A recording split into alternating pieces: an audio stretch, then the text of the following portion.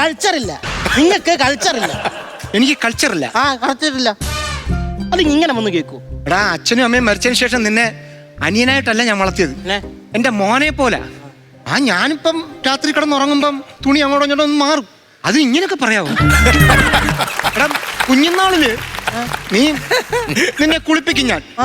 അപ്പം നിന്റെ കൾച്ചറിനെ കുറിച്ച് ഞാൻ സംസ്കാരമില്ലെന്ന് അതൊക്കെ എനിക്കറിയാം. അതെനിക്ക് മനസ്സിലായിരുന്നു. ഇതെന്നെ കൈ തന്നെ ഇത്. അതെ, അപ്പുറത്തെ വീട്ടിലെ നമ്മുടെ രാജേഷ് ഇല്ലടാ. ആ രാജേഷിന്റെ മോൾക്ക് 2ാം ക്ലാസ്സിൽ പഠിക്കുന്നത്. അവക്കൊരു PP വേണമെന്ന് പറഞ്ഞു. ആണല്ലേ? ആയ കാലത്ത് കല്യാണം കഴിച്ചായിരുന്നെങ്കിൽ സ്വന്തം മക്കൾക്ക് ഉണ്ടാക്കി കൊടുക്കായിരുന്നു. നീ കാരണമാണ്. ഞാൻ എന്നാ കാണിച്ചേ നിനക്കറിയാവോ? 20 വയസ്സുള്ളപ്പോഴാണ് നിന്നെ എന്റെ കയ്യിലോട്ട് അമ്മ ഇങ്ങനെ പെറ്റു തരുന്നത്. കുരിയക്കൂടിന്റെ അത്രേ ഉള്ളായിരുന്നു നീ. പിന്നെ നവജാത ശിശു അബൂ സലിമിനെ പോലെ. എടാ, നീ എന്റെ കൈകളിൽ ഇങ്ങനെ കിടന്നിട്ടാ ഈ കൈകളിൽ കിടന്നായി ഇത്ര നാൾ വളർന്നേന്ന്. 25 വർഷം കൈ കിടക്കുമല്ലായിരുന്നല്ലോ. ഒരു നിമിഷം എന്നെ അടുത്ത് താറ വെച്ചിട്ട് പോയി കല്യാണം കഴിക്കായിരുന്നല്ലോ. അങ്ങനെ പറയണോടാ. നിനക്ക് വേണ്ടി ഞാൻ കല്യാണം കഴിച്ചിട്ടില്ലടാ. എനിക്ക് വേണ്ടി എന്തിനാ നിങ്ങൾ കല്യാണം കഴിക്കണേ? നിങ്ങൾക്ക് വേണ്ടി നിങ്ങൾ കല്യാണം കഴിക്കണം. എനിക്ക് വേണ്ടി ഞാനാണ് കല്യാണം കഴിക്കേണ്ടത്. മനസ്സിലായോ?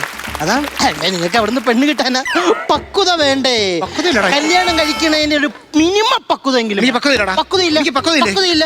അല്ലെങ്കിൽ പിന്നെ അപ്പുറത്തെ രാജേഷിന്റെ മോളോട്ട് ലുഡോ കളിച്ചിട്ട് പിണങ്ങി പോകാൻ നിൽക്കുന്ന നിങ്ങൾക്ക് എവിടുന്നാ പക്വത?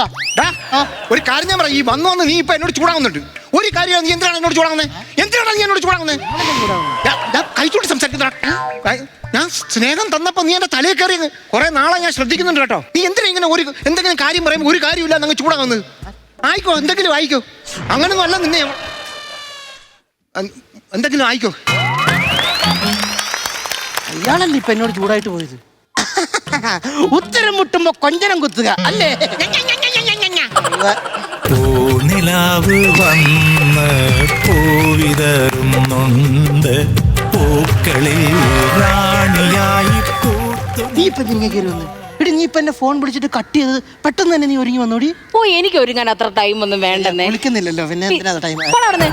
നീ കുളിക്കത്തില്ലായിരിക്കും. ഞാൻ സമയത്തിന് കുളിച്ച് ഒരുങ്ങുന്ന കൊച്ച. ആണോ? എടി, എനിക്ക് പിന്നെ ഒരു കാര്യം പറയണ്ട്. എന്തുവാ? അങ്ങനെ ഇപ്പൊ ഇങ്ങനെ വരൂ. ചേട്ടൻ എന്ത് ചെയ്യുവോ? ആകത്തെ എന്തോ അടുക്കള പണി ചെയ്തോണ്ടിരിക്കും. എനിക്ക് പേടിയാന്ന് വരുവോ? ഞാൻ വരുത്തൊന്നുമില്ല. അടുക്കള എന്ന് പറഞ്ഞ പുള്ളിക്ക് ജീവനാ. നീ നമ്മുടെ അയൽവക്കത്തുള്ളതായതുകൊണ്ട്, പിന്നെ നീ കൊച്ചുനാൾ മുതൽ ഈ വീട് കയറി ഇറങ്ങുന്ന ആയതുകൊണ്ടാണ് നമ്മുടെ പ്രണയം ആരും പിടിക്കാത്തത്. സത്യം. പക്ഷെ ഒരിക്കൽ പിടിക്കപ്പെടും. അന്ന് നിന്റെ അച്ഛൻ എന്നെ വെട്ടിക്കണ്ടിച്ച് ബിരിയാണിയാക്കും. എടി, ഒന്നാമത്തെ കാര്യം നമ്മൾ 2 മതക്കാര്. പിന്നെ നീ എന്നേക്കാൾ 2 വയസ്സ് മൂത്തത്. അല്ല, പ്രായം ഞാൻ നോക്കുന്നില്ല. അപ്പൊ സച്ചിൻ കല്യാണം കഴിച്ചേക്കണത് സച്ചിനേക്കാൾ 5 വയസ്സ് മൂത്ത പെണ്ണിനല്ല. അതുകൊണ്ട് അത് വിഷയമില്ല. സച്ചിന് കാശുണ്ട്, കാണാൻ നല്ല ചന്തമുണ്ട്. നിനക്കോ? ഒരുമാതിരി മറ്റേ വർത്താനം പറയും. പിന്നല്ലാണ്ട് നിനക്ക് ജോലി ഉണ്ടോടാ?